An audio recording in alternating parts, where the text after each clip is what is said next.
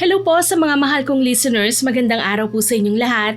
Ako po ulit ang inyong tagapagsalaysay, si Miss Winnie, at ito ang ating kwento. Ate Jessa, magtapat ka nga sa akin. Sino ang kumulam kay Bern? Ha? Bakit akong tinatanong mo? Mukha ba akong mangkukulam? Nagmamaang-maangan ka pa. Nahuli na kita, ate. Nakita ko ang mga ito sa mga gamit mo. Singhal ko sabay hagis ng mga bagay na ni minsan hindi ko inaasahan na makikita ko ng personal.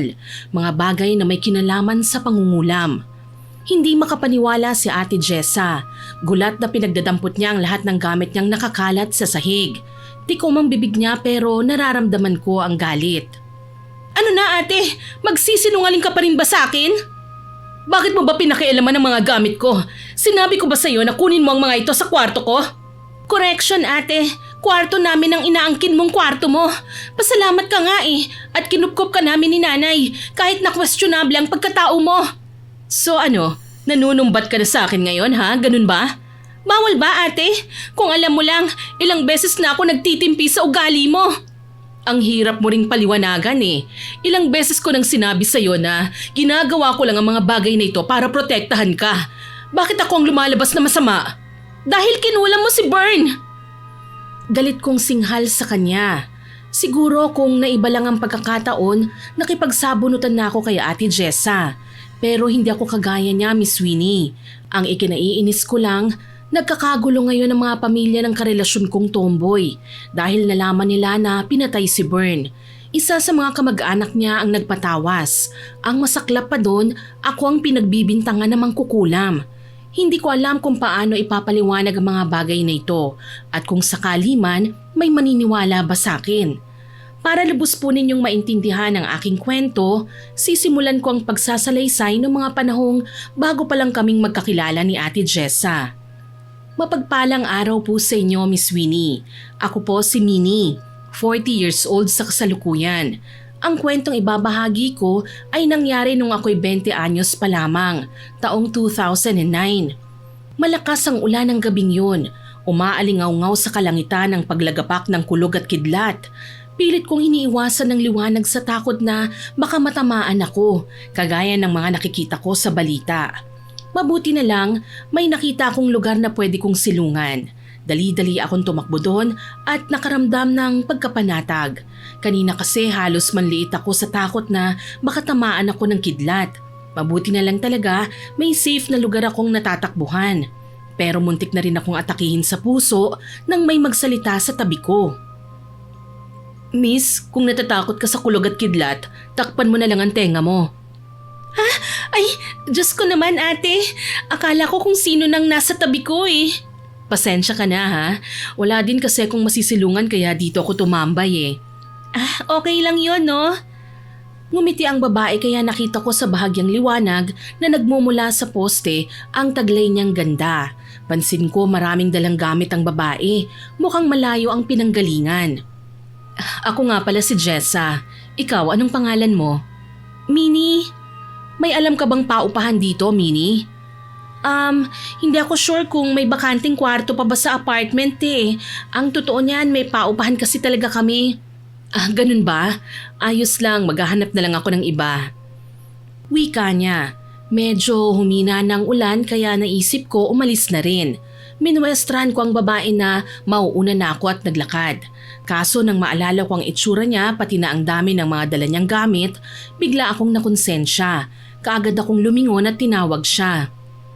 Ang mabuti pa, sumama ka na lang sa akin. Baka may bakanting kwarto pa sa bahay. Pwede ka doon. Talaga? Naku, salamat ha. Kanina pa ako napapagod at gusto ko nang magpahinga. Malapit lang naman dito ang bahay namin. Tulungan na kitang magbitbit ng ibang gamit mo. Salamat talaga ha. Huwag kang mag-alala, may pambayad naman ako para sa upa. Aniya, kaya nagpatuloy na kami sa paglalakad.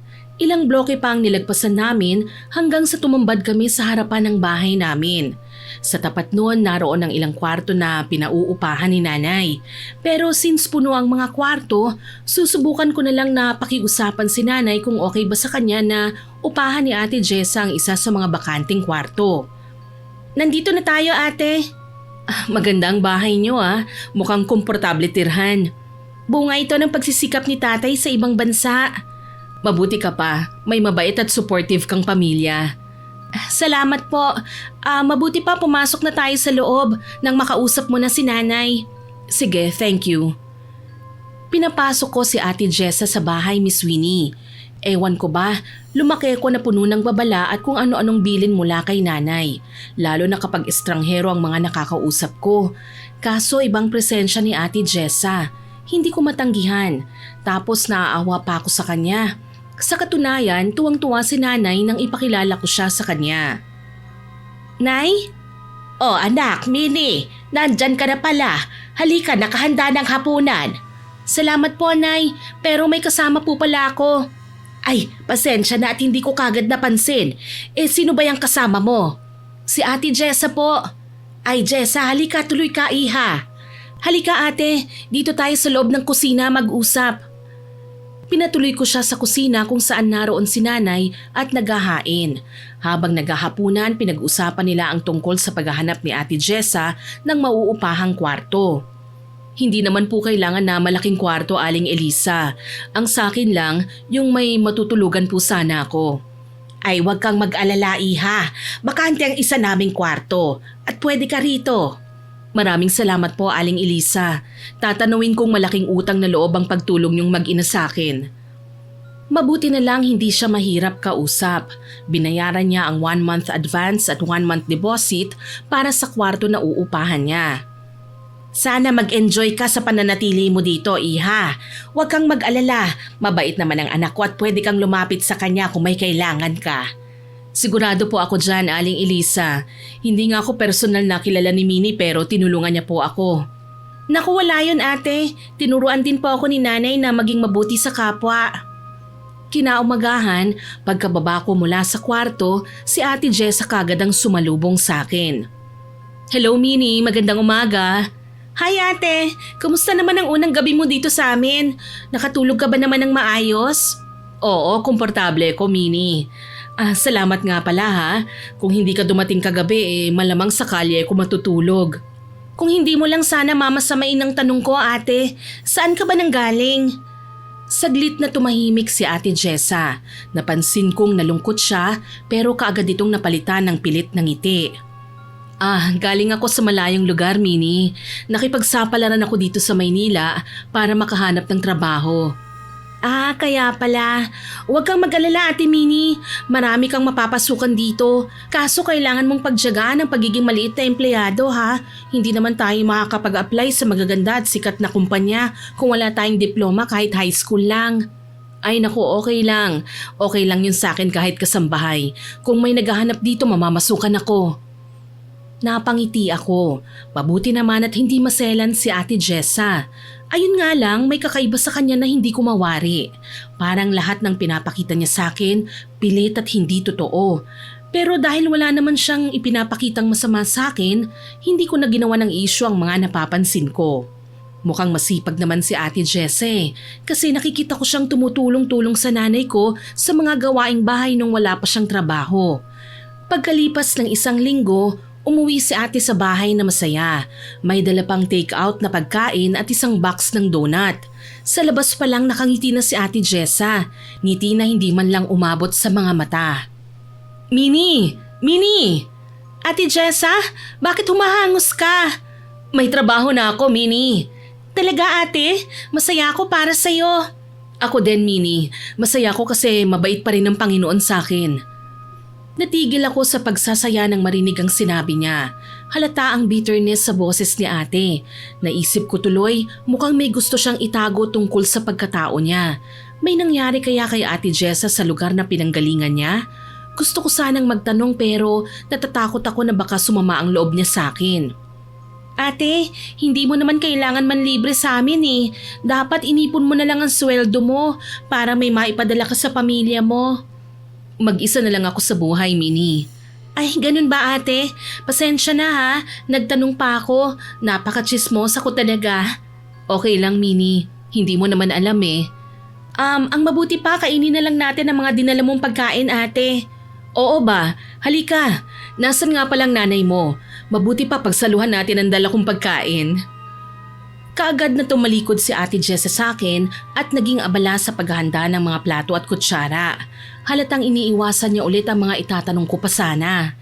Magkasabay kaming kumain nila ate at nanay. Kahit marami akong tanong sa isipan, sinadya ko na lang na hindi na ito isatinig pa. Nang gabing yon, dumalaw sa akin ang boyfriend ko. May dala siyang masamang balita, Miss Winnie. Nakikipag-break siya sa atin sa pinakamababaw na dahilan. Hindi na raw kami magkakasundo. Siya lang naman ang nagsabi nun. Kung tutuusin, mas madalas pa nga akong nag-e-effort sa aming dalawa eh. Hindi man lang ako pinatapos na kausapin siya. Kaagad akong tinalikuran ng lalaki. Hindi ako kaagad pumasok sa loob ng bahay. Nanatili muna ako sa labas, pilit kong pinapakalma ang sarili ko. Kahit iilang buwan pa lang kaming magjowa ng lalaking yon, napalapit na rin ang loob ko sa kanya. Sa ganoong sitwasyon ako naabutan ni Ate Jessa. Minnie, ayos ka lang ba? Bakit ka umiiyak? Anong ginagawa mo dito, ate? Hinahanap ka kasi maghahapunan na raw tayo, sabi ni Aling Elisa. Ganun ba? Sige po ate, susunod na lang ako. Okay ka lang ba ha? Opo naman, okay lang ako. Bakit ate? Alam mo naman, hindi ako mapalagay kapag nakikita kang malungkot. Nasa na bang bisita mong lalaki? Ayun, umuwi na. Break na raw kami, yun ang sabi niya. Ano? Bakit? Ano bang pinag-awayan niyo? Yun nga ang pinagtatakhan ko eh. Nakipaghiwalay siya sa akin dahil ang sabi niya, hindi na raw maganda ang pagsasama namin bilang magnobyo. Ang dami niyang dahilan eh. Kahit nang totoo, ako lang naman ang nag-e-effort para sa aming dalawa. Alam mo, okay na rin yon. Kesa naman nagtagal pa kayo, tapos lalo ka lang masasaktan. Masakit na nga ngayon eh. Feeling ko tinraidor niya ako ate. Siguro nga pinagpalit na niya ako. Alam mo kung anong pinakaayaw ko? Ang nakikitang sinasaktan ng ibang tao ang mga malalapit kong kaibigan. Sino bang lalaking nanakit sa'yo?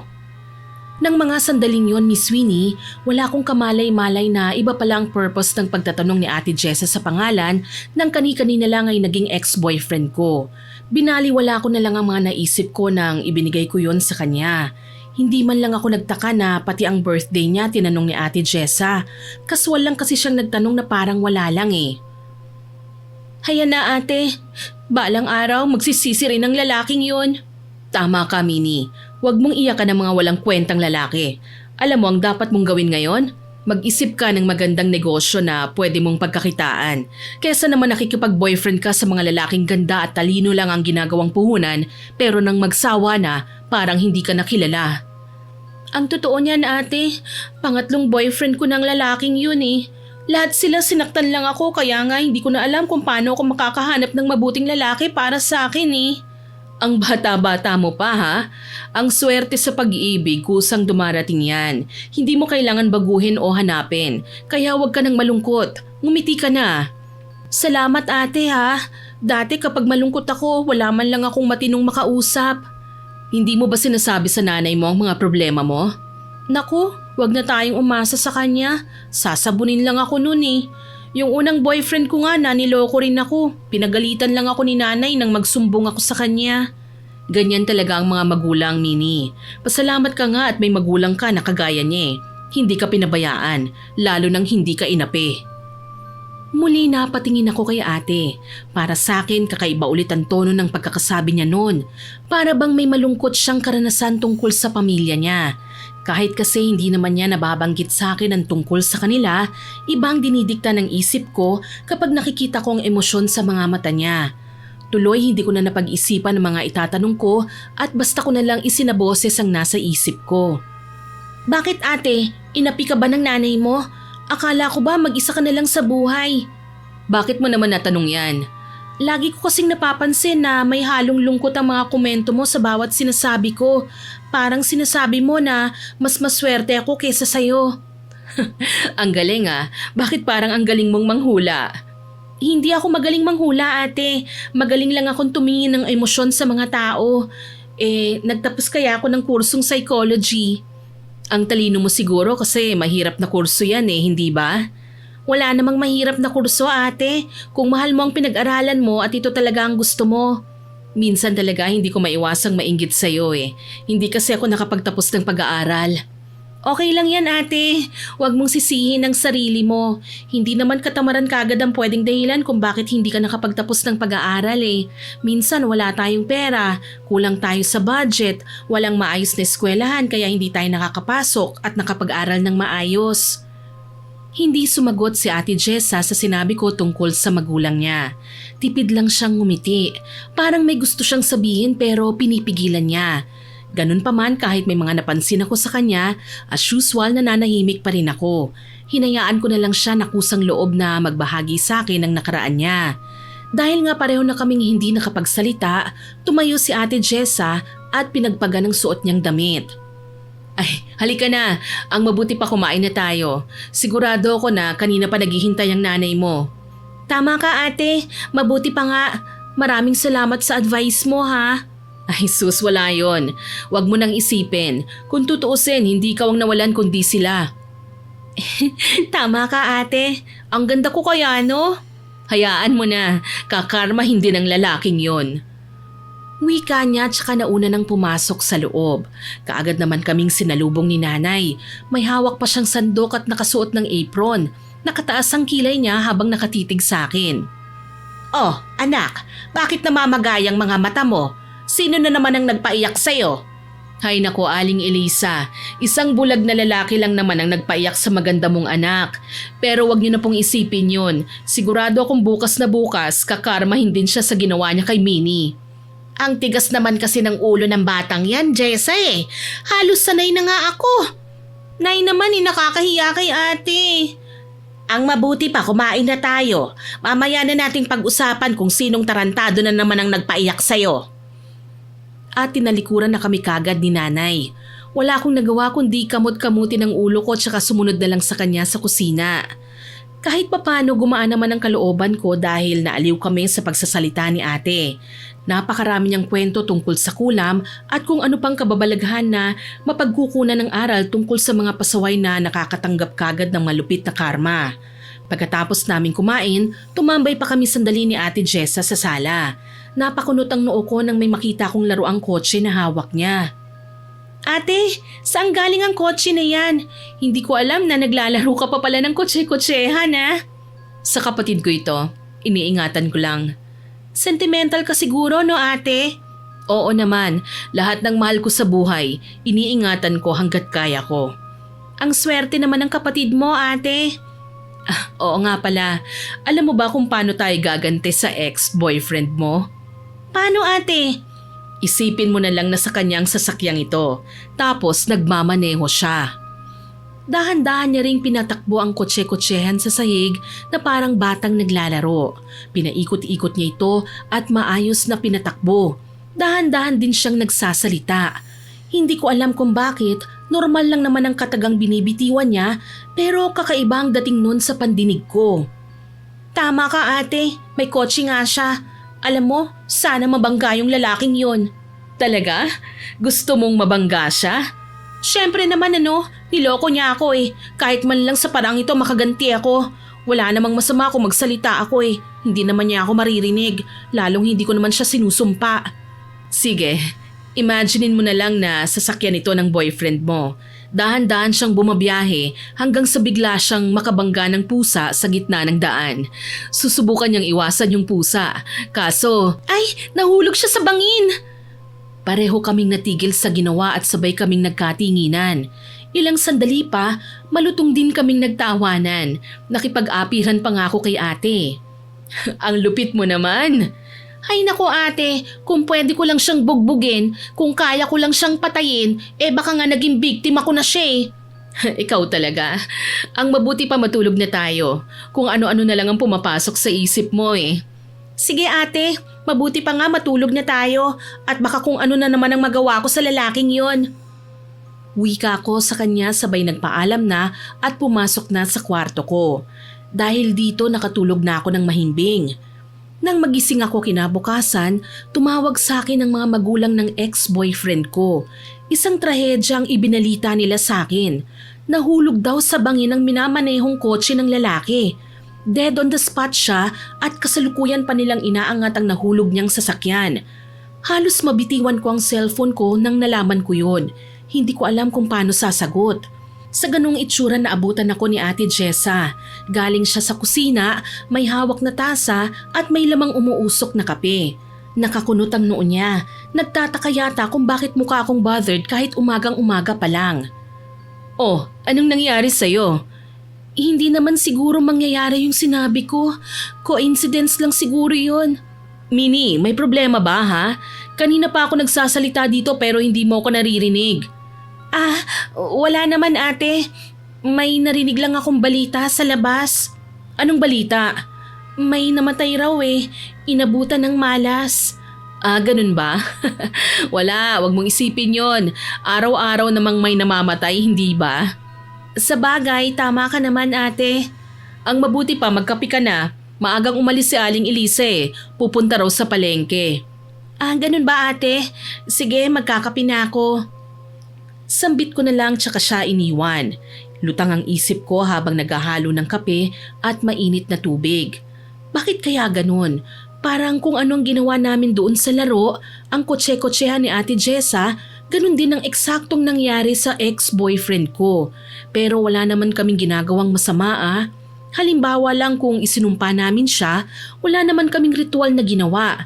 Nagtatawanan pa nga kami noon eh. Ito na nga ba ang tinatawag na karma?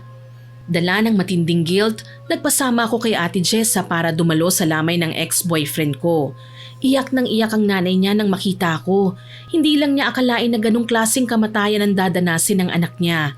Wala akong matinong maisagot sa kanya, kaya naman nagpasalamat na lang ako nang iwanan niya ako kasama si Ate Jessa nang may dumating na bagong bisita. Magkasabay kaming sumilip ni ate sa kabaong. Wasak ang mukha ng ex-boyfriend ko pero nagawa itong ayusin ng mga embalsamador at makeup artist kahit basag na ang bungo niya. Nang makita ko ang itsura niya, nagsimula na namang pumatak ang luha ko. Hindi dahil sa galit, kung hindi sa awa dahil sa nangyari sa kanya. Matatanggap ko pa siguro kung ibang tawang nanakit sa kanya. Hindi yun sa ganitong paraan na parang napaka-unpredictable. Kawawa naman ang ex-boyfriend mo. Mukhang matindi ang disgrasya na sinapit ah. Tama ka ate, nagigilty nga ako eh. Bakit ka naman magigilty? Hindi mo kasalanan na nadisgrasya siya no? Hindi naman ikaw ang nagtulak sa kanya sa bangin. Kung oras na ng isang tao, talagang oras na niya.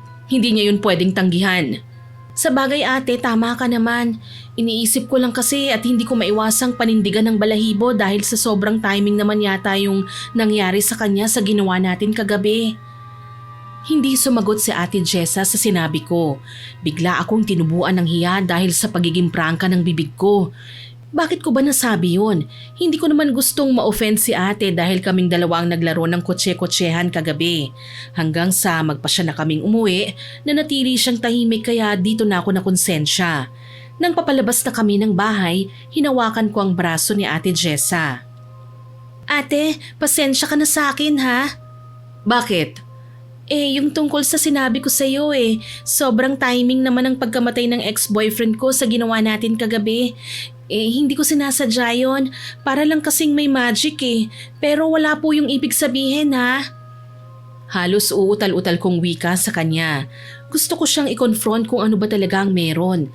Pero natatakot ako. Baka nga kasi mali ako at nag-o-overthink lang. At baka masamain niya ang sinabi ko. Pero honestly, kakaibang aura ni ate. Feeling ko nga kung makakarinig ako ng malakas na kalembang ng kampana sa di kalayuang simbahan, oras na magkamali ng sagot si Ate Jessa, makaisipin kong may ginagawa na nga siyang milagro. Paano naman tayo magkakaroon ng kinalaman doon ha, Mini? Nasa bahay lang naman tayo, hindi ba? Hanggang sa ilang sandali pa, namutla ako nang marinig nga ang tunog ng kampana. Muntik pa akong mapasigaw dahil aksidenteng natapakan ko ang isang itim na pusa na saktong nasa tabi ng kalsada. Ay, anak ng pusa naman Sa laki ba naman ng kalsada, dito pa talaga humarang ang maliit na bulinggit na ito Mini, kumalma ka lang. Kung ano-ano kasing iniisip mo Kaya basta ka nalang nagugulat. Hindi lang naman yung tungkol doon ate. Yung tunog din kasi ng kampana parang sa patay. Imbis na matakot, tila ba creepy pang ngumiti si ate. Nanlalaki ang mga mata niya. Kita ang mga ngipin na kahit maganda, alam mo yung nakakatakot na sobrang ganda. Tapos bahagyang nawala ang ngiti niya. Sa mga sumunod na segundo, naging seryoso na ang mukha niya. Tipong may nagbago sa kanya. At ilang sandali pa, Boo! Ay! Ate naman, bakit ka ba nanggugulat? Nakakatuwa ang reaksyon mo. Ang dami mo talagang iniisip ano. Siguro palagi kang nanonood ng horror eh. Hindi kaya, kinikilabutan lang kasi ko eh. Tsaka totoo naman ang sinasabi ko. Ang tunog ng kampana parang tunog nung may dinadasalang patay. Nagiging paranoid ka lang. Bakit hindi mo ako gayahin? Alam mo kung tutuusin, sanay ako sa tunog na ganyan. Ano? Bakit naman? Kasi sa pinanggalingan ko, halos araw-araw may patay at araw-araw may nagdarasal. Kaya kabisado ko ng tunog ng kampana sa amin. Ate naman umuwi na nga tayo. Mamaya kung ano pang makita natin dito sa daan. Kahit anong gawin kong pananakot kay ate, parang hindi pa rin siya naaapektuhan. Sa aming dalawa, siya pa ang mas mukhang nananakot. Gayunpaman nanatili akong mapagmasid kahit na tahimik. Mabuti pa nga, halika na. Bakit kasi wala man lang yatang dumadaang sasakyan dito? Mahihirapan na siguro tayong maghintay dito, Minnie. Sa kabilang kalsada na lang tayong maghintay. Pero ate, mas madilim doon, tsaka imposibleng may dadaan pa doon na mga tricycle driver. Problema ba yon? Di mag-taxi tayo. Naghintay nga kami sa di kalayuan ng masasakyan na taxi, Miss Winnie. Pero iilang minuto na kami nakatayo doon, wala pa ring dumadaan. Kabado ko dahil kilalang daanan ng mga hold-upper ang parting yon na kinatatayuan namin. Hanggang sa mangyari nga ang isa sa pinakatatakutan kong mangyari. Isang lalaki ang bigla na lang lumapit sa amin. May dalang kutsilyo. Kumikislap ang talim na yon sa liwanag mula sa poste. Ako ang tinutukan niya. Halos mamatay ako sa takot. Pero nagulat ako nang makitang kalmado pa rin si Ate Jessa. Maya-maya pa, sinabi ng lalaki na ibigay daw namin sa kanya ang cellphone namin, pitaka at alahas. Pero hindi gumalaw si ate. Mas lalo lang naging bayolente ang hold-upper at idiniin pa sa leeg ko ang patalim.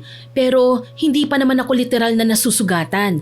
Nakaramdam lang ako ng hapde, mangiyak-ngiyak akong nagmamakaawa. Ate Jessa! Huwag kang matakot, Minnie. Ate, ibigay na lang natin ang mga gamit natin. Ayoko pang mamatay. Sinong may sabing mamamatay ka? Duwag lang naman ang lalaking yan. Mamaya-maya, tatakbo rin yan. Anong ibig mong sabihin, ate?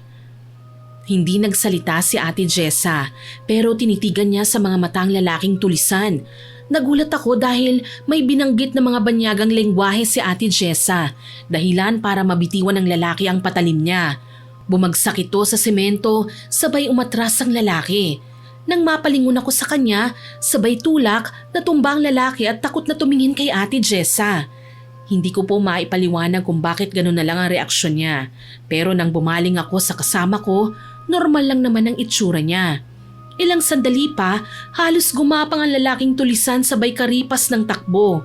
Dito ako labis na nagtaka. Gusto ko sanang magtanong kay ate pero hinawakan na niya ako sa kamay.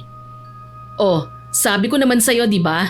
Hindi ka mamamatay dahil tatakbo siya. Paano mo nagawa yun, ate? Ano bang sinabi mo sa kanya? Hindi ko naintindihan yun eh. Wala yun. Orasyon lang para pampataboy sa mga masasamang loob. Talaga? Grabe ang takot niya. Para siyang nasiraan ng bait. Huwag mo nang isipin yon. Halika na sa sakayan ng taxi. Walang imik na sumunod ako kay ate. Pero simula noon nag-iba na ang impresyon ko sa kanya. Hindi lang simpleng dalaga si Ate Jessa na walang maayos na pagkakakilanlan. Nararamdaman kong may lihim siya na ayaw niyang malaman ng iba. Kaya naman tahimik ko siyang binansagang malihim at misteryosong border. Araw ng linggo, balak naming magsimba ni nanay. Nakabihis na kami at paalis na ng bahay nang humahangos ding sumunod sa amin si Ate Jessa. Nakabihis din siya. Oh, Ate Jessa, saan ka pupunta? Pwede ba akong sumama sa inyo? Magsisimba kami, iha. Talaga bang sasama ka? Opo, Aling Elisa. Matagal na rin po kasi kung hindi nakakapagsimba eh. Mabuti naman kung ganon. Halika na, aalis na tayo. Maaabutan pa natin ang misa. Pagdating sa simbahan, taimtim kaming nagdasal, Miss Winnie. Pagkatapos nagpaalam saglit si nanay para pumunta sa kumbento. Si Ate Jessa naman, kinausap ng isang madre kaya naiwan akong mag-isa sa may garden ng simbahan. Nagulat ako nang lumapit ang isang dating karibal. Marahas akong sinampal at sininghalan na wala akong kwentang girlfriend dahil daw pinabayaan ko ang namatay na lalaking mahal niya. Yun ang tagpong naabutan ni Ate Jessa, kaya naman napalakas ang boses niya at tinawag ako sa pangalan ko. Saktong umalis kagad ang babae nang makita niyang may kasama ako. "Minnie, sino siya ha? Bakit kanya sinampal?" "Siya yung karibal ko sa ex-boyfriend ko, ate." "Ah, ganun ba? Bakit kanya sinaktan? Anong kasalanan mo sa kanya?" "Sinisisi niya ako sa pagkamatay ng lalaki. Nakasalanan ko raw kung bakit siya nadisgrasya. Malay ko ba na maaaksidente ang minamaneho niyang sasakyan sa Pampang?" "Napakasama naman pala ng babaeng yon." "Tama ka ate, schoolmate ko dati yon. Pero nang ligawan ako ng ex-boyfriend ko, nagalit siya at binuli ako. Tapos ngayong patay ng lalaking gusto niya, parang kasalanan ko pa ulit." "Huwag ka nang malungkot. Wala kang kasalanan, Minnie. Hayaan mo, yang babaeng nanakit sa'yo, kakarmahin din yan." "Sana nga ate, naiinis ako sa kanya. Dito pa talaga sa simbahan niya ako pinahiya." "Promise ko sa'yo, makakarma din siya." "Naku, duda ako kung may karma bang matatanggap ang mga masasamang damo." "Bakit mo naman nasabi yan?" Kilalang babaeng yun sa dami ng mga taong sinaktan niya at pinahiya eh." "Alam mo, Minnie, kapag siningil na siya ng kapalaran, kahit gaano pa katapang ang babaeng yan, luluhod rin yan kapag nakatikim na ng karma." "Hay nako ate, umaasa lang tayo sa milagro." Ngumiti lang si Ate Jessa at tinuro ang mga dahon sa pinakamalapit na puno. Nalalagas na ang mga yon at nagkalat sa lupa. "Isipin mo na lang na ang punong yan ang babaeng kaaway mo kani-kanina lang. Nakikita mo, maganda hindi ba?" "Maganda nga ate, tama, matibay at matatag. Kaso lang, may nakikita kang gumagapang, hindi ba?" Tinitigan ko ang malaking puno. Maliban sa magandang katangian na nakikita ko, may napapansin akong maliliit na higad. Marami at mukhang matutulis ang balahibo. Kinilabutan ako at biglang nakaramdam ng pangangati. "Ay, Diyos ko, parang ang daming higad." "Tama ka, maraming ang higad. Sigurado ko ganyan din ang nararamdaman niya ngayon. Maraming higad sa katawan at nangangati." "Bakit mo nasabi yan ate?" "Siyempre, dahil sa kakatihan niya, mukha na siyang higad." "Hindi naman siguro."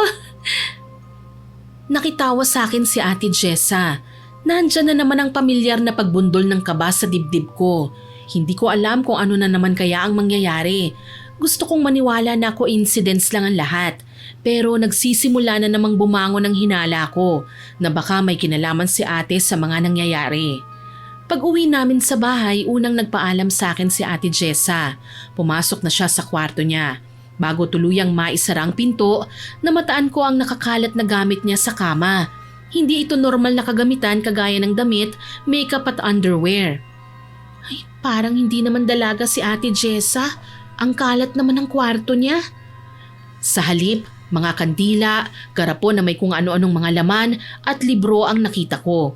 May nalalanghap din akong amoy usok at parang amoy insenso sa loob.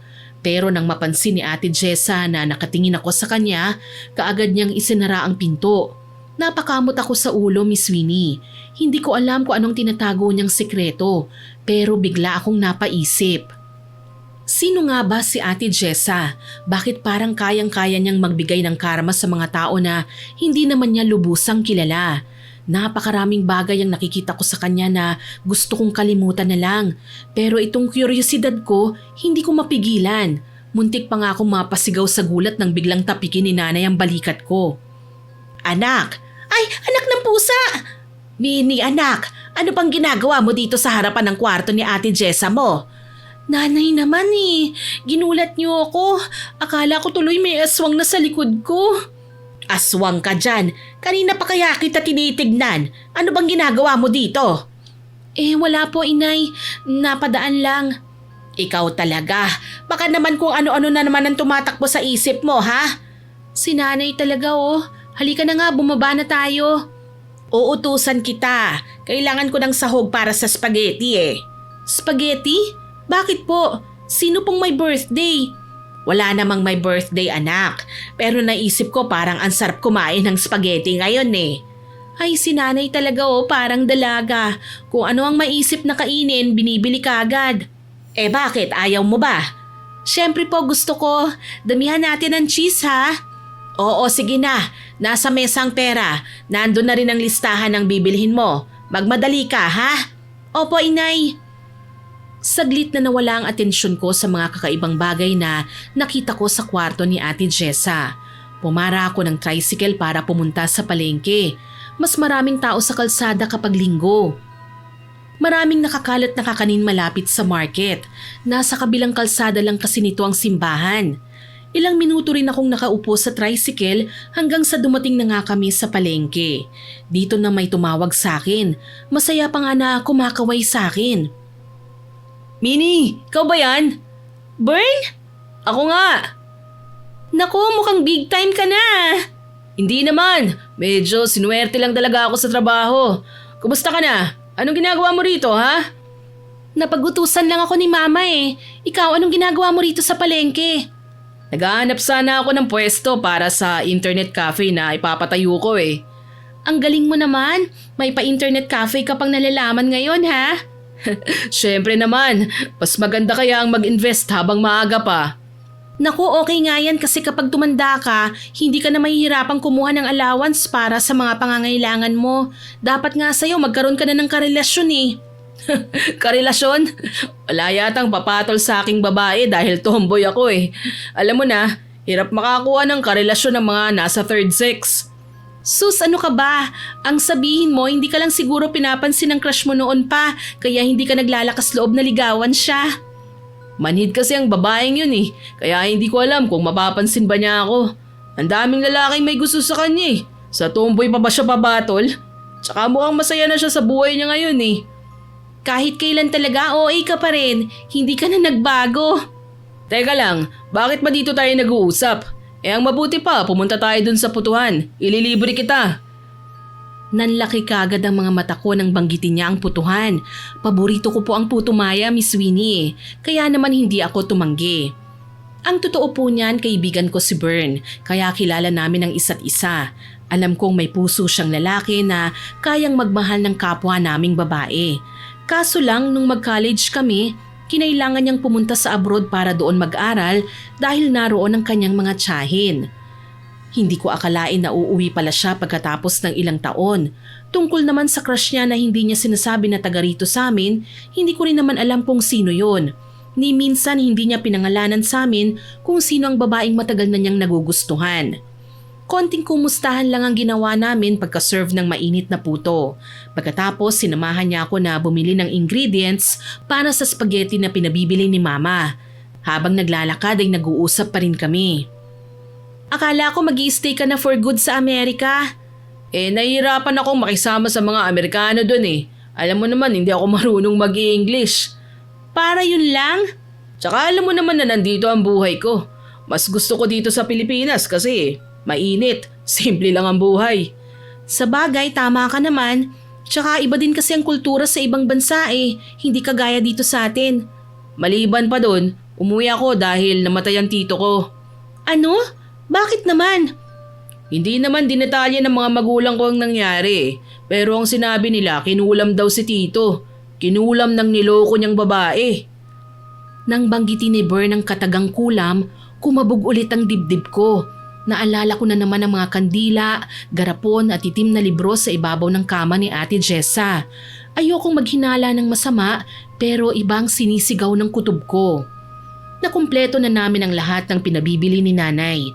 Nag-alok pa nga si Bern na iahatid ako sa bahay kaya pumayag ako. Pagkababa namin sa tricycle, napansin ko ang pagsilip ni Ate Jessa mula sa bintana ng kwarto niya. Binaliwala ko yon, tsaka nilingon si Bern. Gusto mo bang pumasok na muna? Nasa loob si Nanay. Naku, next time na lang. May lalakarin pa ako eh. Salamat ha. Basta dumalaw ka ulit ha. Huwag ka mag-alala, dadalaw ako kaagad sa'yo. Nagkawayan pa kami ni Bern bago siya muling sumakay sa tricycle at umusad na nga ito. Pagpasok ko sa loob ng bahay, sinalubong ako ni Ate Jessa. Saan ka galing, Minnie? Galing ako sa palengke, ate. Nasan pala si nanay? Siya kasi ang nag-utos sa akin ito eh. Nasa kusina si Aling Elisa. Ihahatid ko lang muna ito, ate, ha? Teka, sino pala yung tomboy na kasama mo? Si Bern yun, ate. Kababata ko. Talaga? Iba kasi ang dating niya eh. Parang hindi mapagkakatiwalaan. Uy, bakit mo naman nasabi yan, ate? Nakikita ko kasi ang forma niya na parang mapaglaro siya sa pag-ibig. Daig pa niya kung makakilos sa totoong lalaki. Naku, hindi po totoo yan, ate. Mabait si Bern. Siguro yun lang ang first impression mo sa kanya. Pero kung makikilala mo siya ng lubusan, sigurado ako na maski ikaw pupurihin mo rin siya. Hindi tayo sigurado dyan, Minnie. Isang tingin ko lang sa tao, alam ko na kagad kung anong meron siya at kung ano ang ugali niya. Hindi ko ito sinasabi para siraan siya sa'yo, ha? Sinasabi ko lang ito dahil ayoko na magkamali ka sa mga desisyon mo sa buhay na pwedeng maging dahilan para maging miserable ka. Baka dahil nasaktan ka na ng mga totoong lalaki papatulan mo na ang tomboy na yan. Baka paiyakin ka lang din yan. Hindi ako nakasagot sa tinura niya, Miss Winnie. Mas lalo pang naging misteryosa para sa akin si Ate Jessa. Kahit ilang linggo na kaming nagkakasama, feeling ko may inililihim pa rin siya sa akin. May mga bagay tungkol sa kanya na hindi niya sinasabi. Mas lalo akong inudyukan ng kuryosidad na alamin ng mga yon. Pagkalipas ng ilang araw, isang balita na naman ang gumambal sa umaga namin. Isinugod sa ospital ang babaeng nanakit sa akin sa harap ng simbahan. Usap-usapan ng lahat ng mga nakakita, nakakadiri daw ang kalagayan ng nasabing babae. Sabi naman ng mga kamag-anak, nagsimula lang daw yon sa simpleng pangangati mula sa balahibo ng higad. Pero habang tumatagal, nagsusugat na raw ang mga makakating parte ng balat ng babae. Tinubuan ng mga butlig at nagkaroon na ng mga nana. Sa ganoong tagpo kami naabutan ni nanay. Oh, bakit namumutla ka, anak? Wala naman po, inay. Kinikilabutan lang po ako dun sa ikinuwento nitong kapitbahay natin. Abay, bakit daw? Nagkaroon daw yung babaeng yun ng malalang sakit, tapos baka mahihirapan ng magpagaling. Talaga? Nakakadiri naman talaga yun. At nakiusyoso na rin siya sa mga kausap ko na maagang naghatid ng masamang balita. Muli kong naalala ang sinabi ni ate. Umusbong na naman ang matindi kong pagdududa. Hindi na ito coincidence eh. Bakit lahat na lang ng pinag-uusapan namin parang may koneksyon sa nangyayari sa mga tao sa paligid namin? Hindi ko naman masasabi na may kapangyarihan siya para magpakawala ng sumpa. Pero kakaiba kasi, hindi ko maintindihan. Siguro masasagot lang ang mga tanong ko kapag nahalughog ko na ang kwarto ni ate at makita ko ulit ang mga bagay na nakita ko noong nakaraang nasulyapan ko ang laman ng kama niya. Isang araw, pumasok sa trabaho si Ate Jessa. Nagkataong ako lang at si nanay ang nasa bahay. Sinubukan ko siyang kausapin tungkol kay Ate Jessa. Nay, pwede po ba kitang makausap? Oo naman, anak. Ano ba yon? Nay, wala po ba kayong napapansin kay Ate Jessa? Anong ibig mong sabihin? Kasi po, Nay, habang tumatagal parang nagiging misteryosa si Ate Jessa para sa akin. Hindi ko alam kung bakit sa pagkakataong ito nanlaki ang mga mata ni nanay. Para bang pareho kaming dalawa ng iniisip. Maya-maya pa, tumango siya sa akin. Ay, akala ko ako lang eh. Pati ikaw may napapansin din ha, anak? Bakit nga po? Ano po bang napapansin nyo? Tuwing gabi, madalas ko siyang mapansin na nagtitirik ng kandila sa loob ng kwarto niya. Gusto ko nga sana siyang tawagin kasi natatakot ako na baka magkasunog tayo. Kaso minsan nang sumilip ako, ang sama-sama ng tingin niya sa akin. Ako itong landlady, pero ako pa itong unang natakot na magsabi sa kanya. Kaya binaliwala ko na lang kasi parang maingat naman siya sa paggamit ng kandila. Sigurado po ba kayo, inay? Ako pa ba? Para saan po kaya ang kandila? Yan ang hindi ko alam. Teka, bakit ba si Jessa na naman ang napagdiskitahan mo, ha? Nay, hindi ito simpleng chismis lang, ha? Pero may napapansin ako ng mga kakaibang bagay tungkol sa kanya at kailangan kong alamin ang sikreto niya. Masyado siyang malihim sa atin eh. Alam natin ang pangalan niya pero hindi natin alam kung saan ba talaga siya nanggaling. Hay nako, wag mo kong idamay-damay dyan, ha? Isa pa, ikaw ang nagdala sa babaeng yan dito. Alam ko na inay, may naisip ako. Ano yon? Pakibantayan niyo lang po ang pinto para sa akin. Susubukan kong pumasok sa kwarto niya. Ano? Nababaliw ka na ba? Saglit lang po ako inay, sige na. Ay nako, ewan ko sa'yo. Basta kapag nahuli ka, wala akong kasalanan ha? Nanay naman hindi niyo po ba ako ipagtatanggol? Ay sige na, pumasok ka na. Pero sandali lang ha. Mamaya niyan, bumalik ang babaeng yun dito, mahuli pa tayo. Ngumiti ako at nagpasalamat kay nanay. Mabilis akong pumasok sa loob ng kwarto ni Ate Jessa dahil hindi naman ito nakalak at wala itong susi. Tsaka 3 lang naman kami sa bahay. Amoy kulob kagad ang naamoy ko pagkapasok ko sa loob ng kwarto. Madilim at nakasarado ang mga kurtina. Pero pakiramdam ko, may iba akong enerhiya na nasasagap. Ewan ko ba, pero pagkapasok ko pa lang sa kwarto, ang bigat-bigat na ng katawan ko. Kaagad kong sinuri ang mga gamit ni ate sa loob. Luma na mga damit niya. May iilang kahon na hindi ko alam kung anong laman kaya sinubukan kong tignan. Ilan sa mga ito, sulat mula sa iba't ibang mga hindi ko kilalang tao. May tungkol sa paghingi ng tawad, meron ding para sa pananakit sa ibang tao. Parang instructions kumbaga. Nararamdaman kong bumukas ang pinto kaya lumingon ako. Sumilip pala si nanay.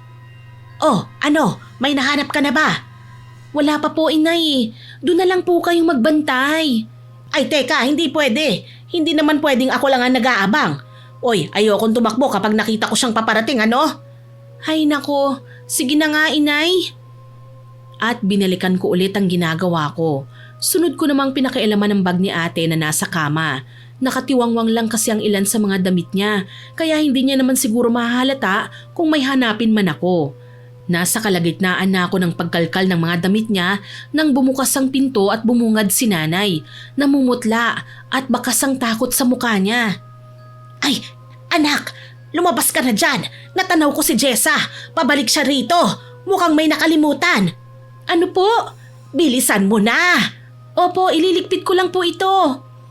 At napatingin ako sa nakakalat na gamit sa kama. Mabilis ko itong ipinasok sa bag. Wala na akong pakialam kung lalong magustot ang mga damit o kung mahalata man ni Ate Jessa ang ginawa ko. Ang mahalaga, makaalis ako kagad, kaso nang maayos ko ng mga gamit niya at palabas na sana ng kwarto, natanaw ko siyang paakyat na sa hagdanan. Sigurado ako na kapag lumabas ako ng tuluyan sa kwarto, makikita na niya ako. At dahil wala namang dingding sa pagitan ng hagdan at ng mga pintuan sa kwarto, wala akong choice kundi ang gamitin ang pinakamadaling paraan ng pagtakas. Yun ay ang magtago sa ilalim ng kanyang kama. Pigilang hininga ko hanggang sa marinig ko ang ingay ng kanyang yabag, papasok na sa kanyang kwarto. Bumukas ang pinto sabay sinarado ng mabagal. Naririnig ko pang paghinga niya, parang may nilalanghap siya sa hangin. Bakit ganon? Parang may naaamoy akong pabango. Lihim akong napapikit sa ilalim ng kama, Miss Winnie. Halos hindi na ako gumagalaw. Ayokong mabuking, pero sa akin ang pabangong nalalanghap niya. Sana lang talaga wag niyang maisip na silipin ako sa ilalim ng kama. Siguradong makikita niya ako. Diyos ko, ano nang gagawin ko? Paano ako makakaalis dito? Bakit parang hinalungkat ang mga gamit ko? Namamalikmata lang ba ako? Baka naman nakalimutan ko lang iligpit ang mga ito. Huwag niya naman sana akong maisipang silipin dito. Nanginginig at pinagpapawisang bulong ko. Kahit naiinitan sa ilalim, nanlalamig ang mga kamay ko. Mabuti na lang hindi nagtagal sa loob si Ate Jessa. Siguro may kinuha siya tsaka nagpa siyang umalis na rin. Nanatili pa ako ng ilang minuto hanggang sa maramdaman kong bumukas ulit ang pinto. Magtatago na sana ako ulit kaso narinig ko ang boses ni nanay. Papunta sa kwarto. Nang lumabas ako sa pinagtataguan, may nasagi akong kahon. Kinuha ko yun kagad at tinignan. Kaso biglang nagsalita si nanay. Anak, umalis na si Jessa. Ano, may nahanap ka ba ha? Wala pa nga po inay. Alam mo bang muntik na akong atakihin sa nerbiyos ng dahil sa'yo ha? Aniya sabay binatukan pa ako. Aray naman inay, bakit po ba? Nababaliw ka na ba ha? Bakit ba hindi ka lumabas kagad kanina? Pasensya na po inay. Huli na kasi para lumabas ako Natakot ako na baka makita ako ni Ate Jessa. Ang mabuti pa umalis ka na dyan. Nakakanervyos yung may binabantayan ako eh. Nay, teka lang, ibabalik ko lang po ito. Napayuko ako para tignan ng kahon. Dito ko nakita ang mga kandila, karayom at mga papel ng orasyon. May manika pang gawa sa pulang tela. Iha, ano yan? Heto na inay, nakita ko ng hinahanap ko. Ano? Sigurado ka? Anong mga bagay na yan? Mga kandila po, tapos manika at mga papel na hindi ko maintindihan kung anong nakasulat na lengguwahe. Nasaan? Patingin ako anak. Heto po oh. Inabot ko kay nanay ang kahon. Tinignan niya ang mga yun isa-isa. Maya-maya pa, napailing siya. Ikaw talaga. Simpleng kandila lang naman ito eh. Ano pong simpleng kandila? Kulay itim ito inay oh. Anak, ginagamit na sa panahon ngayon ang iba't ibang kulay ng kandila. Tsaka hindi mo ba alam, may customized candle maker na nga tayo eh. Inay, iba po talaga ang kutob ko eh. Sige na, iligpit mo na yan. Kalimutan na natin ang tungkol sa mga narinig at pagdududa natin kay Jessa. Baka kasi nagkakamali lang tayo. Dahil sa mga narinig kong sinabi ni nanay, kinontrol ko na ang sarili ko. Tama naman siya. Mahirap ang basta na lang kaming magbintang ng walang sapat na ebidensya. Siguro hihintayin ko na lang na may makita akong kakaiba sa kanya bago ko siya kumprontahin. Umiiwas din kasi ako sa gulo at ayokong magkaroon ng kaaway. Mabuti na lang nagkaroon ako ng bisita kaya saglit kong nakalimutan ang issue ko tungkol kay Ate Jessa. Dinalaw ako ni Bern, Miss Winnie. Hindi ko alam kung kikiligin ba ako o matutuwa dahil dumating siya sa bahay na may dalang flowers at tsokolate. Tipikal na dinadala ng isang manliligaw na lalaki sa kanyang nililigawan. Kaya naman nang maiwan kami ni nanay sa sala, naging tapat ako sa pagtatanong ko sa kanya. Inaasahan ko nga ang pagdalaw mo, Bern, pero hindi ko alam kung bakit kailangan mo pang magdala ng bulaklak at tsokolate. Ano bang ibig sabihin nito? Alam ko medyo nakakabigla itong ginawa ko, pero iniisip ko kasi ito na ang matagal na panahon para sabihin ko sa iyo ang totoo. Alam mo, kinakabahan ako sa mga banat mo, no? Pwede mo bang sabihin sa akin ng diretsyo kung ano ba talagang ibig sabihin nito? Hindi na ako magpapaligoy-ligoy pa, Minnie ha. Gusto sana kitang ligawan eh. Ayos lang ba sa'yo? Napaawang ang labi ko dahil sa narinig kong sinabi niya. Hindi ko alam kung anong nakain ni Bern at sa dami ng babaeng nandito sa lugar namin, ako pa talagang nakita niya. Kaya naman para mabawasan kahit konti ang nararamdaman kong tensyon, tumawa na lang ako. Ikaw talaga, masyado ka mapagbiro. Huwag mo nga ako niloloko ng ganyan, Bern. Sino ba naman ang may sabi sa yung nanloloko ko? Tapat ako sa mga sinasabi ko sa'yo, no? Bern, alam kong may babae kang matagal ng gusto. Kaso sa tuwing tinatanong kita kung sino siya, hindi mo naman siya pinapangalanan.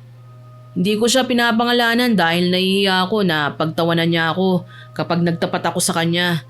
Isa pa, ang dami niyang nakarelasyong lalaki na gwapo at matipuno. Ano naman ang laban ko sa mga totoong lalaki? Teka muna, sino bang babaeng yan?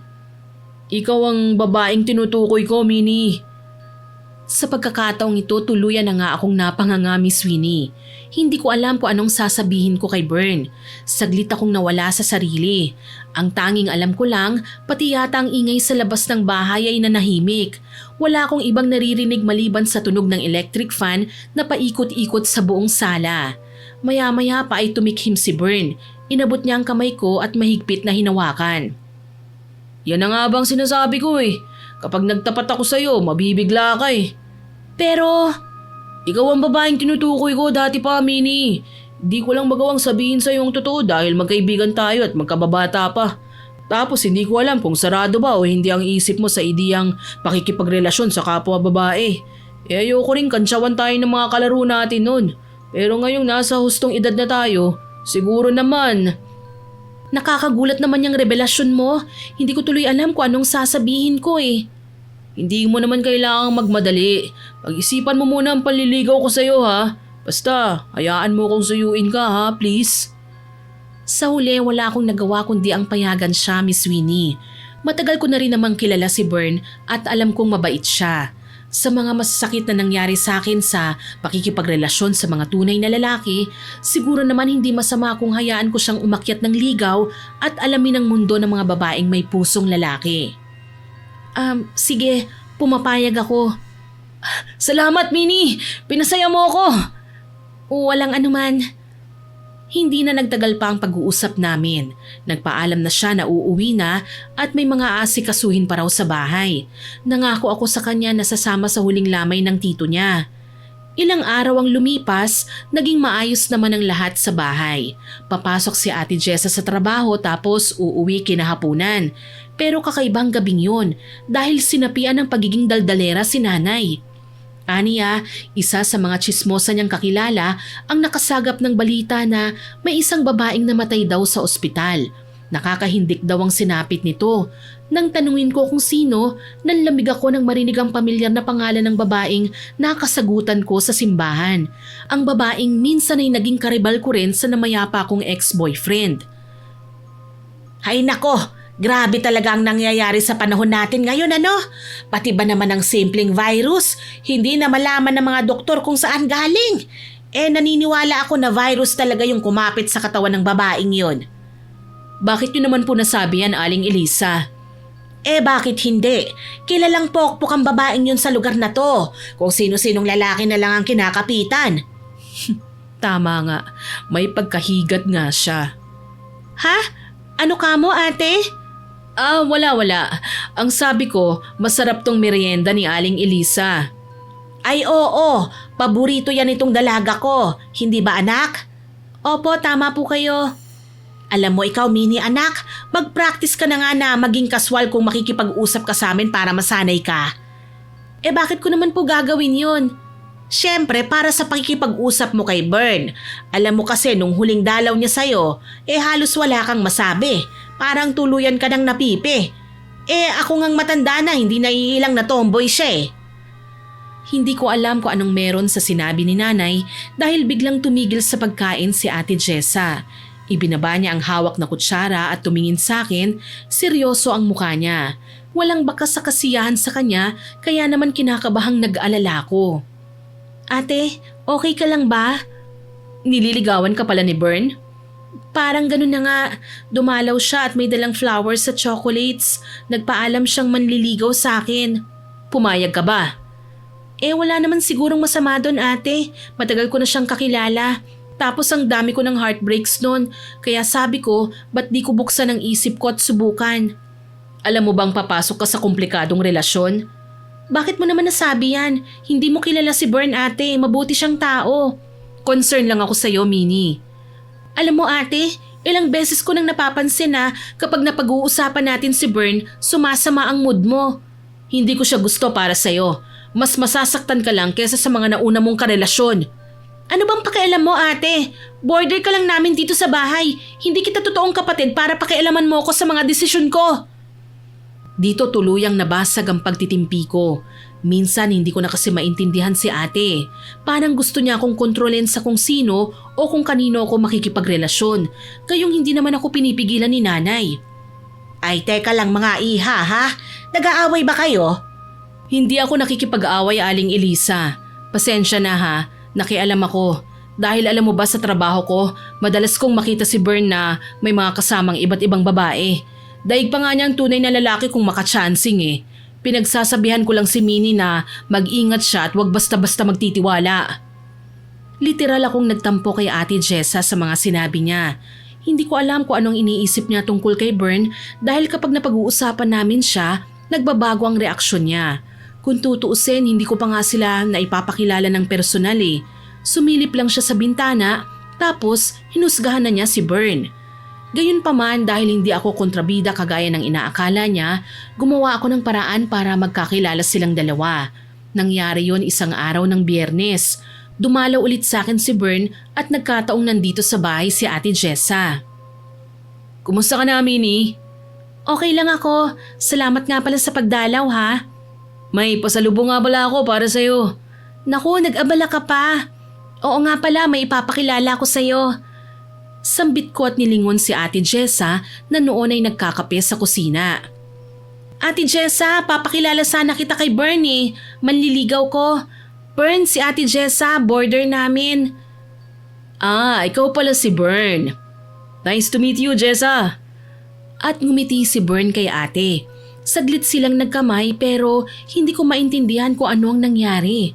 Namutla kasi bigla si Bern. Nagkatinginan sila ni Ate Jessa at maya-maya pa, sapilitan niyang binawi ang kamay niya sa pagkakahawak ni ate. May problema ba ha?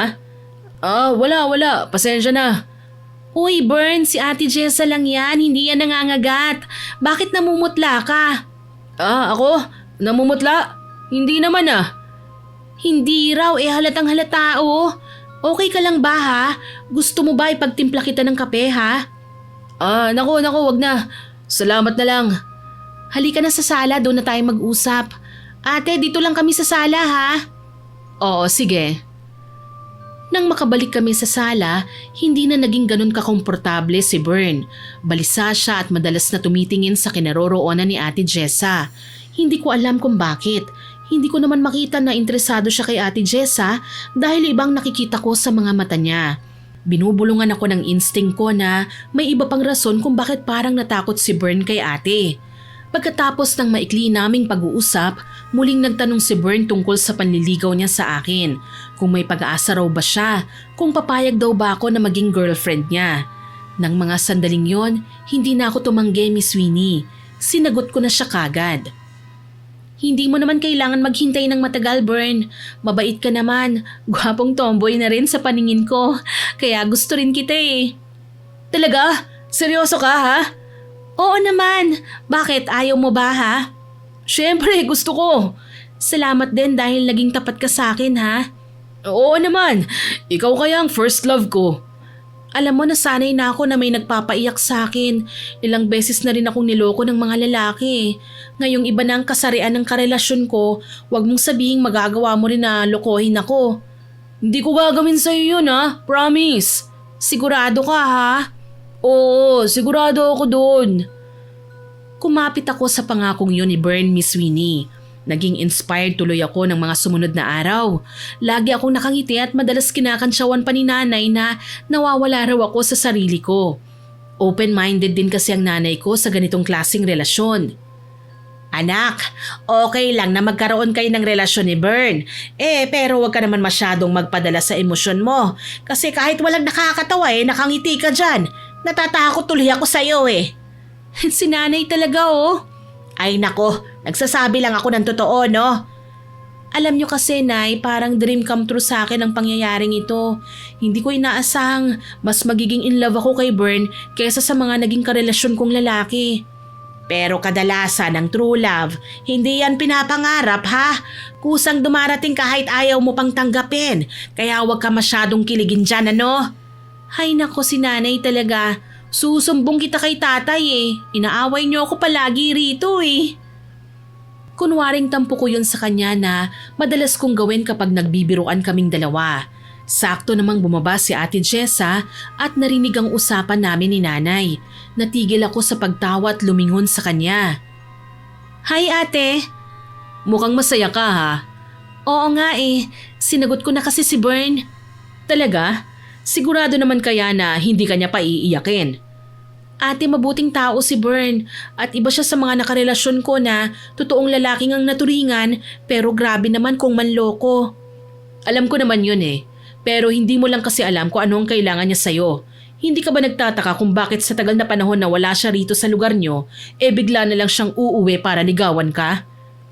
Nahinto ako sa balak ko sanang pagsagot kay ate. Bigla akong napaisip dahil parang may punto siya Ang sakin lang naman, bakit nga ba? Sa pagkakaalam ko, stable naman ang kalagayan ni Bern sa Amerika. Hindi naman niya kailangang umuwi dito sa Pilipinas para magtayo ng bagong negosyo kung hindi naman naghihikahos ang pamilya niya. Isa pa, kung ang sadya niya lang ay ang pakikipaglamay, pwede namang makipaglibing na lang sila pagkatapos umalis na. Nandito na naman ang kakaibang kutob ko na parang may alam si ate sa mga nangyayari sa paligid. Simula nang matitigan ko siya ng hapong yun, alam kong may malaking lihim nga siyang tinatago sa akin. Mula noon ay mas naging mapagmatsyag ako kay ate, Miss Winnie. Binabantayan ko ang lahat ng kilos niya pero hindi ako nagpapahalata sa takot na baka sitahin niya ako. Tuloy ang dami kong naging kakaibang karanasan sa bawat pagkakataon na binabantayan ko siya. Tuwing gabi bago matulog, naririnig ko ang mahina at halos pabulong niyang pagdarasal. Pero kapag pinakikinggan ko, hindi ko naman maintindihan ang lengguwahe. Minsang umuwi kami ni Bern at ginabi sa daan, natanaw ko na kahit may kuryente naman sa buong bahay, parang liwanag ng kandila ang nakikita kong nasa loob ng kwarto ni Ate Jessa. Mas lalo lang nadagdagan ang pagdududa ko habang tumatagal. Si Bern naman halatang iwas ng iwas na mapalapit kay Ate Jessa. Parang ayaw nga niyang titigan ng border namin eh. Bern, may itatanong ako sa'yo pero huwag ka sanang magagalit ha. Ano yun? May issue ka ba kay Ate Jessa? Si Jessa? Bakit mo naman naitanong? Napapansin ko kasi na parang naiilang ka sa kanya eh. Siguro crush mo siya no? Crush ka dyan. Hindi ako kailanman magkakagusto sa kanya no? Kahit siya lang natitirang babae dito sa mundo. Ang OA mo naman. OA na kung OA. Pero wala akong balak na makipagrelasyon sa isang babaeng misteryosa at parang maraming tinatago. Isang babaeng… Teka lang, iba nang sinasabi mo eh. Kilala mo ba si ate? Hindi. Pasensya na, nadala lang ako eh. May kahawig lang kasi siya na kinaiinisan ko kapag nakikita ko ang mukha niya. Akala siguro ni Bern ay mapapagaang niya ang sitwasyon sa pagpapaliwanag sa akin ng ganon. Pero may iba nang tumatak sa isip ko at hindi ako titigil hanggat hindi ko nalalaman kung ano ba talaga ang totoo. Kasi ibang familiarity sa mukha ni Bern habang nakatingin siya kay Ate Jessa. Siguro nga hindi sila literal na magkakilala pero kung titigan niya si ate, parang nakita niya na ito sa kung saan. Bilang isang psychology student, pinag-aralan ko ang lahat ng kailangan kong matutunan para malaman ko kung ano ba talaga ang nasa loob ng isang tao. Sigurado ka ha? Oo naman. Bakit ako magsisinungaling sa'yo? Bakit parang naiinis ka? Ako naiinis? Hindi mangyayari yun. Sinabi mo yan ha, pero alam mo, kung gusto nating magsimula ang relationship na to, dapat maging tapat ka sa akin. Dapat wala kang nililihim. Wala nga ako nililihim sa'yo, Minnie. Intindihin mo na lang ako. May mga bagay talaga na hindi pwedeng sabihin sa'yo eh. Bakit hindi mo ako pwedeng pagkatiwalaan? Girlfriend mo ako, di ba? Tsaka ito pa ha, ano bang meron kay Ate Jessa? Sabihin mo nga sa akin, may gusto ka ba sa kanya? Nagsiselos ka ba ha? Oo, nagsiselos ako kasi kakaiba kong tumingin ka sa kanya. Nakakainis na eh. Alam mo kung anong ayaw ko sa isang relasyon ha? Yung nagsiselos nang hindi naman talaga dapat. Bakas ang inis sa boses ni Bern kaya nainis na rin ako. Dumating na kasi sa punto na hindi ko na gusto ang pinaglilihiman ako. Napapagod din ako na manghula. Pero hindi ko akalain na sabay kaming sasabog ni Bern. Ang simpleng biruan at diskusyon namin kanina naging matinding away na humantong sa paghingi niya sa akin ng permiso na makipag-cool off muna. Nagalit ako, Miss Winnie, pero hindi ko binaba ang pride ko. Umalis na lang ako nang hindi kami nagkakaayos ni Bern. Umuwi ako sa bahay na umiiyak. Natutulog na si nanay pero gising pa si Ate Jessa ng mga oras na yon. Lumapit siya sa akin, tahimik at seryoso. Pero nang makatabi niya ako sa pag-upo sa sofa, hinaplos niya ang buhok ko. Sabi ko naman sa'yo, hindi ba? Ha? Anong ibig mong sabihin, ate? Sinabi ko naman sa'yo na paiiyakin ka lang ng tomboy na yan. Bakit ba alam mong siyang iniiyakan ko? Sa itsura mo palang, Minnie eh. Hindi ko na kailangang manghula dahil wala namang ibang taong pwedeng magpaiyak sa'yo kung hindi ang mga nagiging karelasyon mo. Nag-away kasi kami ni Bern ng dahil sa'yo eh. Bakit naman kayo nag-away ng dahil sa akin? Hindi naman kami lubusang magkakilala eh. Wala naman akong issue sa kanya. Maliban na lang sa palagi kitang pinagsasabihan na huwag kang magtitiwala sa kanya. Nararamdaman kong may hindi siya sinasabi sa akin. Sabi ko naman sa'yo eh, huwag mo na siyang patulan pa. Tingnan mo tuloy, umiiyak ka ngayon. Kagaya rin siya ng taong nanakit sa akin. Bumulong si ate nung bandang huli niyang salita, pero naging mas malinaw kung bakit ayaw niya akong lumapit kay Bern. Bitter siya. Mukhang may karanasan siya sa pag-ibig na hindi nagtagumpay. Pero hindi naman ibig sabihin nun na ang naging kapalaran niya ay magiging kapalaran ko rin. Magsasalita na sana ako nang mauna siyang magsalita ulit. Ano na naman ba ang ginawa niya sa'yo? Gusto niya raw kasing makipag-cool off muna, ate. Talaga? At siya pa talagang humiling niyan? Anong magagawa ko? Ayoko namang ibaba ang pride ko para lang sa kanya, no? Siyempre, kailangan niya rin akong respetuhin. Dapat kasi hiniwalayan mo na siya kagad. Pero mahal ko si Bern, ate. Ang tanong, mahal ka ba niya? Ate, kung mahal ka niya, mas iintindihin ka niya at hindi basta sasabog sa simpleng hindi pagkakaunawaan lang. Pero huwag kang mag-alala. Nandito si ate para ipagtanggol ka. Hindi ako papayag na may kung sino na namang manakit sa'yo. Ate, gusto mo bang makinig sa kwento ko, ha? Anong kwento? Isang kwento na tungkol sa isang tomboy na pinaiyak ang girlfriend niya. Alam mo bang pagkatapos nilang mag-usap, nag-walk out siya? Mabilis akong napatitig sa kanya, Miss Winnie. Nakakahipnotismo ang tingin ni ate, pero nakakakilabot. Hindi na siya halos kumukurap eh. Mabagal siyang magsalita, pero tumatatak sa isipan ko ang lahat ng sinasabi niya. Ate, ano na naman ba ito? Habang nagmamaneho siya, tumirik ang kotse niya sa gitna ng isang madilim na kalsada sa may talahiban. At mas lumawak ang ngisi niya habang nagpapatuloy siya sa pagsasalita, kaya naman pigilang hininga kong nakikinig sa kanya. Kwento lang ito, alam ko. Wala itong ibig sabihin, ha? Tama ka, isang kwentong magbibigay ng aral sa mga taong hindi marunong manahimik. Isang kwento na magsisilbing parusa sa mga taong abusado at walang puso. O anong nangyari sa kanya, ate? Kinikilabutan kong tanong nang hawakan niya ang braso ko. Nanlalamig ang mga kamay ko, Miss Winnie, pero parang baliwala ito sa kanya. Pagkababa niya ng kotse, may dalawang adik na lumapit sa kanya. Sinubukan siyang hinga ng pera, pero tumanggi siya. Ilang sandali pa kumuha ng kutsilyo ang isa sa dalawang adik at marahas siyang sinaksak. Galit ang mga adik na yun sa mga tomboy, kaya nagawa pa nilang gahasain kahit halos patay na siya. Ang isa naman, nilooban ng kotse niya at kinuha ang lahat ng mahahalaga niyang gamit, kasama ng sasakyan. Ha? Ang saklap naman yan? Tama ka, pero hindi pa dito nagtatapos ang kwento. May karugtong pa yon? Para tuluyang mamatay ang taong yon, dumampot ng bato ang isa sa mga lalaki at pinukpok ang ulo niya. Basag ang bungo niya na siyang ikinamatay niya. Ang mas nakakatakot pa doon, hinila siya ng dalawang masasamang loob sa talahiban at doon itinago ang bangkay niya. At dito na ako napaigtad sa gulat nang bigla siyang humagikgik na parang isang tunay namang kukulam. Parang nawawala na siya sa sarili, humahalakhak na parang isang baliw. Dala ng takot, mabilis ko siyang iniwan sa kinauupuan niya. Hindi ko na tinapos pa kung anong mga ikukwento niya sa akin. Nagkulong na ako sa kwarto. Sa totoo nga niyan, hindi ko na siya pinansin ng mga ilang araw.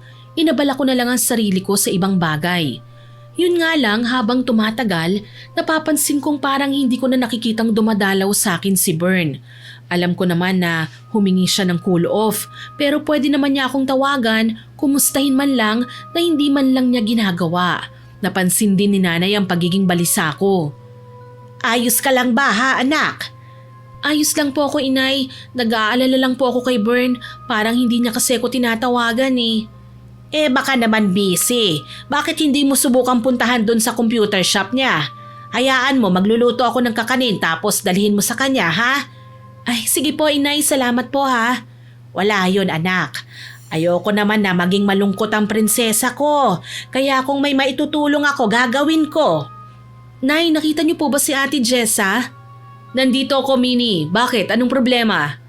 Wala naman, ate. Sigurado ka, ha? Oo, wala akong problema. Okay lang ako. Papasok ka na ba sa trabaho? Oo, aalis na ako. Aling Elisa, maiwan ko na po muna kayo, ha? O sige, iha. Mag-iingat ka, ha? Maraming salamat po. Nang makaalis na si Ate Jessa, hindi na ako mapalagay. Kinakabahan ako. Parang may nangyayari na hindi ko pa natutuklasan. Tumayo ako at nagpaalam na rin kay nanay. Nay, aalis na rin po ako, ha? Sasaglit lang ako sa computer shop nila Bern. O sige anak, pero wag kang magtatagal, ha? Opo, inay. Nagmamadali akong sumakay ng tricycle at bumaba sa computer shop. Sarado yon at hindi pa nagbubukas. Lalo tuloy akong nagtaka. 9:00 na ng umaga, pero dapat sana 7:00 pa lang bukas na ang shop. Naghintay ako ng ilang saglit pero wala pa ring Bern na dumating. Nagpa siya akong umalis na lang sana pero naulinigan ko ang mga tao sa paligid na pinag-uusapan ng tungkol sa isang bangkay na natagpuan raw sa may talahiban sa di kalayuan. Nagkakagulo ang mga tsismosa. Mas lalo akong nabalisa. Kaagad akong umalis at pumunta sa pinangyarihan ng krimen. Hindi ko alam kung bakit pero hindi ako mapakali. Marami ng tao doon at may pulis pa. May ambulansya din at iilang rescuers sa paligid. Nilagyan na nila ng yellow tape sa mga sulok ng talahiban kung saan nakita ang bangkay. Nang makasilip ako ay natakpan ko ang aking bibig. Pamilyar ang damit na bangkay na nakita. Damit yun ni Bern. Tumalikod ako at nagulat nang makita kong naroon din pala si Ate Jessa. Anong ginagawa mo rito, Minnie? Ha? Ako nga dapat na magtanong sa'yo niyan, ate. Dito ang daan ko papunta sa trabaho. Ikaw, bakit ka nandito? Sa bahay lang kita iniwan kanina ha. Bala ko sanang dumalaw kay Bernie, pero may narinig akong balita na may bangkay raw na nakita dito. Gusto kong makasiguro na mali ang kutob ko. Kailan ba naging tama ang kutob mo? Palagi ate, pero lagi ko rin itong binabaliwala, kaya nagsisisi ako. Wala akong ginagawang masama ah. Singhal niya sa akin sabay alis. Wala akong nagawa kung hindi ang hayaan siya. Ako naman ang naghintay sa pagdating ng pamilya ni Bern. Hanggang sa tuluyan na ngang gumuho ang mundo ko nang mapagtanto ko na isa na namang buhay ang nawala dahil sa mahiwagang pangyayari na hindi ko maipaliwanag. Ayon sa mga pulis, hold up daw ang tinititigan nilang anggulo ng krimen. Dahil sa mga adik din daw ang mga suspect, nawawala din ang sasakyan ni Bern, pera at cellphone. Pero ganitong-ganito ang kwento ni ate nung mga nakaraang gabi kaya hindi ko naiwasang kilabutan. Umuwi ako sa bahay at kinuha ko ang mga gamit ni ate na nasa kahon. Napagtanto ko na ang mga bagay na yon may kinalaman nga sa kulam. Sinubukan kong i-research ang mga orasyon na yon na nabasa ko at hindi ko matanggap ang ibig sabihin nito. Paggawad pala ng sumpayo ng isang tao, pagbibigay ng karma, kamatayan. Mangyak-ngyak akong ibinalita kay nanay ang sinapit ni Bern. Diyos ko, kawawa naman siya. Hindi ko naman masabi na masamang tao siya pero bakit kailangan niyang sapitin ng ganon? Hindi ko po alam, inay, pero natatakot po ako. Shh! Huwag kang matakot anak. Nandito ako, hindi kita pababayaan. Magdasal tayo at ipagdasal natin ang kaluluwa ni Bern. Tumango ako at yumakap kay nanay. Wala naman akong ibang magagawa kundi ang humingi na lang ng payo sa kanya. Makalipas ang ilang araw, isa sa mga kapatid ni Bern ang sumugod sa bahay. Galit niya akong pinagbintangan na isa raw akong mangkukulam. Huwag na raw akong magtangkang tumanggi pa dahil nahuli raw nila ako. Nagtatakang tinanong ko sila kung paano nila nalaman na ako yon. Ayon sa kanila, nagpatawas daw sila. Sinumpa raw si Bern kaya namatay. Pero tumanggi ako sa paratang nila. Dito ko na napagtanto na may kinalaman nga si Ate Jessa sa mga nangyayari sa mga nakakaaway ko. Siya ang sumusumpa sa kanilang lahat. Sinadya ko siyang hintayin ng hapong yon para kumprontahin. Nang dumating na nga si ate, hindi na ako nagpatumpik-tumpik pa. Napakawalang yamo ate! Kasalanan mo ang lahat ng ito! Ano na naman ba ang problema mo ha? Kinulang mo silang lahat ate! Isinumpa mo silang lahat kaya sila namatay! Hindi totoo yan. May dahilan ako kung bakit nangyayari ang lahat ng ito, pero hindi ko may papaliwanag sa'yo. Galit na hinagis ko sa paanan niya ang mga gamit sa pangkukulam. Hindi na nga siya nakatanggi pa nang makita niya ang mga yon. Napayuko siya. Ilang sandali pa tuluyan na ngang umiyak pero hindi ko pa rin nakuha ang paliwanag na gusto kong malaman sa kanya. Tinalikuran ako ni ate nang hindi man lang kami nagkausap ng maayos. Kinabukasan wala na si ate sa kwarto niya. Nag-iwan siya ng pera at sulat ng pasasalamat. Meron din siyang iniwan sa akin na isa pang hiwalay na sulat na nagpapaliwanag kung sino siya at kung bakit naging malihim siyang kaibigan at may pagka-misteryosa. Inamin niya na isa siyang mangkukulam pero pinili niyang makipaglapit sa akin dahil akala niyang pwede siyang magbago sa pakikipagkaibigan sa mga mabubuting tao. Pero ang demonyo sa kaibuturan niya paminsan-minsan pa rin kumukontrol sa pagkatao niya. At sa tuwing nagpapakawala siya ng sumpa, nagkakatotoo ang lahat ng yun. Kagaya na lang na nangyari dun sa babaeng tila nagkahigad, pati sa nauna kong ex-boyfriend at pati kay Bern. Kagagawan daw niya ang lahat ng yun. Kaya din daw takot na takot si Bern sa kanya dahil sigurado siya na nakilala siya ni Bern nung minsang nagpatawas ang kamag-anak niya. Inamin din ni Ate Jessa na hindi siya taga-probinsya at sa kabilang barangay lang nakatira. Pero minsan lang lumalabas kaya hindi siya nakikita. Siya ang dating girlfriend ng tito ni Bern na nagawa din niyang bigyan ng sumpa dahil sa panloloko sa kanya. Bukod pa doon, humingi siya ng tawad sa akin. Ikinuwento ko kay nanay ang lahat ng nangyari. Iiling-iling si nanay at hindi makapaniwala. Pambihira, hindi ko alam na may kasama pala tayong mangkukulam dito. Tama po kayo, inay. Mabuti na lang din at umalis na siya. Hayaan mo anak, kikilalanin na natin ng mabuti ang mga border natin sa susunod ha? Aral na rin po ito sa akin, inay. Mula noon nawalan na ako ng balita kay Ate Jessa. Hindi ko alam kung nasa na siya ngayon. Lumapit pa rin ako sa pamilya ni Bern para ipaliwanag ang totoo. Nagpasalamat ako dahil naintindihan naman nila ako at naniwala sila na wala akong kinalaman. Sa ngayon nadadagdagan na ang mga kwarto sa apartment na pinapaupahan namin. Pero hindi na ako pumayag na magpapasok pa ng border sa mismong bahay namin. Natatakot na ako na may makilalang kagaya ulit ni Ate Jesse at mas malala pang gawin sa amin. Hanggang dito na lamang po. More power po sa inyong channel at God bless. Sana po nagustuhan niyo ang ibinahagi kong kwento ngayon. Maraming salamat nga po pala sa mga nakaraang nagkomento at nakinig sa mga nauna naming upload. Sana po abangan niyo pa po ang mga susunod kong upload ha. At huwag kalilimutang mag-subscribe, like, share and comment sa mga stories natin. Para po mabilis niyong makita kung may bago tayong upload, pindutin niyo lang po ang notification bell para lagi niyo itong makita at notified kayo. Aasahan ko pa rin po ang inyong suporta ha. Siyempre ang goal po natin maka 100k subscribers po tayo. Muli, ako po si Miss Winnie na nagpapasalamat sa inyo sa inyong walang sawang pakikinig at pagsuporta. God bless po sa ating lahat!